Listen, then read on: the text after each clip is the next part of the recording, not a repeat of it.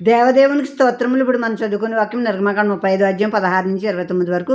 దహన బలిపీఠం, దానికి కలిగిన ఇత్తడి జల్లెడ, దాని మోతకర్రలు, దాని ఉపకరణములన్నీ, గంగాళము దాని పీట, ఆవరణపు తెర, దాని స్తంభములు, వాటి దిమ్మలు, ఆవరణ ద్వారమునకు తెర, మందిరమునకు మేకులు, ఆవరణమునకు మేకులు, వాటికి తాళ్ళు, పరిశుద్ధ స్థలములో సేవ చేయుటకు సేవా వస్త్రములు అనగా యాజకుడైన అహరోనుకు ప్రతిష్ఠిత వస్త్రములు, యాజకులగునట్లు అతని కుమారులకును వస్త్రములు నవియే అనెను.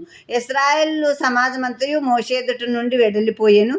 తర్వాత ఎవని హృదయం వారిని రేపెనో, ఎవని మనసు వారిని ప్రేరేపించెనో వారందరూ వచ్చి ప్రత్యక్షపు గుడారం యొక్క పని కొరకు, దాన్ని సమస్త సేవ కొరకును, ప్రతిష్ఠిత వస్త్రముల కొరకును యెహోవాకు అర్పణను తెచ్చిరి. స్త్రీలు గాని పురుషులు గాని ఎవరెవరి హృదయములు వారిని ప్రేరేపించను వారందరూ యెహోవాకు బంగారు అర్పించిన ప్రతివాడును ముక్కరలను, పోగులను, ఉంగరములను, తవళములను, సమస్త విధమైన బంగారు వస్తువులను తెచ్చిరి. మరియు నీలదోమ్ర రక్తవర్ణములు, సన్ననార, మేక వెంట్రుకలు, ఎర్రని రంగు వేసిన పొట్టేళ్ల తోళ్ళు, సముద్రవత్సల తోళ్ళు, వీటిలో ఏవి ఎవరి యొద్ద నుండెనో వారు వాటిని తెచ్చిరి. వెండి గాని ఇత్తడి గాని ప్రతిష్ఠించిన ప్రతివాడును యెహోవాకు అర్పణము తెచ్చిను. ఆ సేవలో ఏ పనికైనాను వచ్చు తుమ్మకర్ర ఎవని యొద్ద నుండెనో వాడు దాన్ని తెచ్చెను. మరియు వివేక హృదయము గల స్త్రీలందరూ తమ చేతులతో తాము ఒడికిన నీలదోమ్ర రక్తవర్ణములు గల నూలును, సన్ననార నూలును తెచ్చిరి. ఏ స్త్రీలు జ్ఞాన హృదయం గలవారే ప్రేరేపింపబడిరో వారందరూ మేక వెంట్రుకలను ఒడికిరి.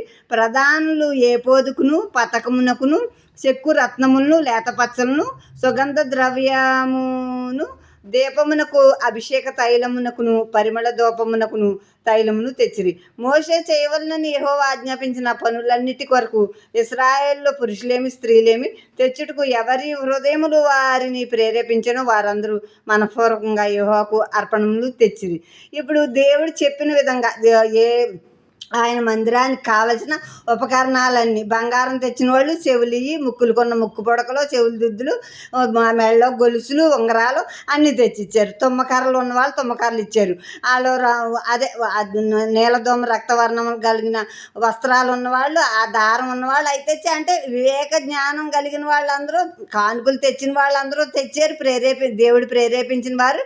ఇప్పుడు జ్ఞానం కలిగి పనిచేయదగిన వారందరూ ఆ మందిర సంబంధమైన ఆ మందసానికి, ఆ తెరలకి, ఆ స్తంభాలకి, అన్నిటికీ కావాల్సిన పని అంతా వారు చేయటానికి అక్కడ పూనుకున్నారు. అంటే మోషే ఆజ్ఞాపించింది యావత్తు ఆ ప్రజలు అక్కడ చేశారు. ఆమేన్.